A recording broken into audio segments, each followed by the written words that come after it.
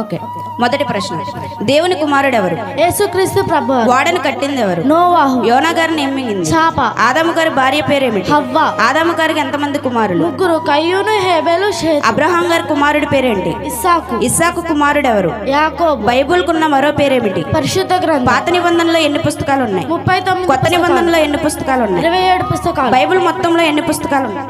66 పుస్తకాలు. కొత్త నిబంధనలో ఎన్ని సువార్తలు ఉన్నాయి? వాటి పేర్లు? 4 సువార్తలు: మత్తయి సువార్త, మార్కు సువార్త, లోకా సువార్త, యోహాను సువార్త. పాత నిబంధనలో ఎన్ని కాండాలు ఉన్నాయి? వాటి పేర్లు? 5 కాండాలు: ఆదికాండము, నిర్గమకాండము, లేవ్యకాండము, సంఖ్యాకాండం, నిత్యోపదేశ కాండం. ఏలియా గారికి ఆహారం దేవుడు వేటి ద్వారా పంపించాడు? కాకులు. దేవుని సృష్టి ఎన్ని దినాలు చేశాడు? 6 దినాలు. గొలియాతుని చంపింది ఎవరు? దావీదు. ఇశ్రాయేలీలకు మొదటి రాజు ఎవరు? సౌలు. హన్నా కుమారుడు ఎవరు? సమూయేలు. దేవుడు వారిని ఏమని ఆశీర్వదించాడు? మీరు ఫలించి అభివృద్ధి పొందమని. ఇది నిజమా అన్నది ఎవరు? సర్పము. దేవుని ఆజ్ఞను అతిక్రమించింది ఎవరు? హవ్వ, ఆదాము. బైబిల్ గ్రంథంలో ఎక్కువ సంవత్సరాలు బ్రతికిన వ్యక్తి ఎవరు? మెతూషల. ఎన్ని సంవత్సరాలు బ్రతికారు? 969 సంవత్సరాలు.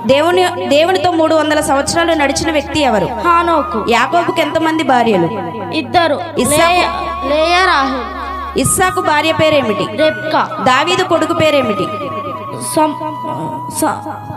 సొలొమోను. లోతు కుమార్తెలు ఎంతమంది? 2. నోవాహు కుటుంబం ఎంతమంది? 8 మంది. నోవాహు, తన భార్య, 3 కొడుకులు, 3 కోడళ్ళు. నోవాహు కుమారులు ఎంతమంది? వారి పేర్లు?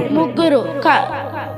షేము, హాము, యాపేతు. ఓడలోనికి ఎంతమంది వెళ్ళారు? 8 మంది. యాకోబు పిల్లలు ఎంతమంది? 12 మంది కుమారులు, 1 కుమార్తె. ఓడ ఎక్కడ నిలిచింది? హరారాతు కొండ. అబ్రహాము తండ్రి పేరేమిటి? తెరాహు. యాకోబు మరో పేరేమిటి? ఇశ్రాయేలు. యాకోబు కుమార్తె పేరేమిటి? దీనా. Very good. మీ అందరికీ నా